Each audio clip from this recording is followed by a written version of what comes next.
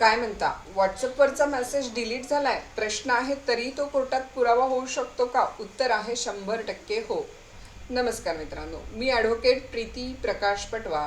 चला एका छोट्याशा कथेतून समजून घेऊया. समजा तुमच्या मित्रानं व्हॉट्सअपवर मेसेज केला, तुमच्याकडून 20,000 रुपये उधार 2 दिवसासाठी मागितले. 2 दिवसानं पैसे तुम्ही मागतात, तो म्हणतो मी कधीच पैसे मागितले नाहीत. त्यानंतर मेसेज डिलीट केलाय, पण चुकून तुमच्याकडूनही तो मेसेज डिलीट झालेला आहे. मग तुमच्या पुढे मोठा प्रश्न आहे की डिलीटेड मेसेज कोर्टात पुरावा म्हणून चालू शकतो का? उत्तर 100% हो. तर पहिल्यांदा डिजिटल पुरावा म्हणजे काय? तर mobile, WhatsApp chat, photo, video, email, screenshot हे सगळे डिजिटल पुरावे आहेत. याबाबत इंडियन एव्हिडन्स ॲक्टचा सेक्शन 65B हा जुना कायदा होता. नवीन कायदा भारतीय साक्ष अधिनियम 2023चा सेक्शन 63 आहे आणि या सेक्शन 63 इलेक्ट्रॉनिक रेकॉर्डबाबतच्या नवीन कायद्यानुसार डिजिटल पुरावे ॲडमिसिबल असतात कोर्टात. अगदी डिलीटेड मेसेज देखील स्क्रीनशॉट, बॅकअप किंवा एक्सपोर्ट चॅटद्वारे कोर्टामध्ये सादर करता येतात. हां, पण याबाबत एक महत्त्वाची गोष्ट आपल्याला समजून घ्यायची आहे.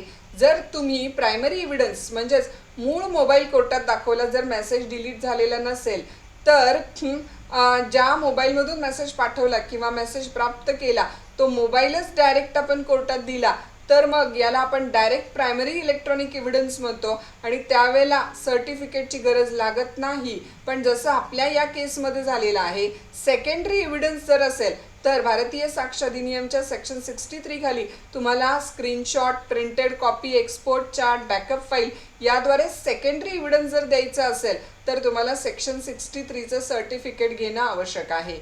त्यामुळं सेकंडरी एव्हिडन्स सादर करताना तुम्हाला काय खबरदारी घ्यायची आहे, तर मेसेज कोणत्या नंबरवरून आला हे स्पष्ट दिसलं पाहिजे. टाईम स्टॅम्प, डेट, टाईम स्पष्ट असलं पाहिजे. स्क्रीनशॉटमध्ये कुठलंही एडिटिंग दिसता कामा नये. बॅकअप ओरिजिनल असावा आणि सोर्स ऑफ मेसेज जो आहे, सेंडर आणि रिसिव्हर, देणारा आणि घेणारा मेसेज खात्रीशीर असावा. तर बघा, मेसेज डिलीट जरी झाला तरी तुमच्या फोनमध्ये, बॅकअपमध्ये, व्हॉट्सअप एक्सपोर्टमध्ये जो डेटा राहतो आणि तोच न्यायालयामध्ये पुरावा म्हणून सादर केला जाऊ शकतो. तर अशाच सोप्या माहितीसाठी माझ्या चॅनलला सबस्क्राईब करायला विसरू नका.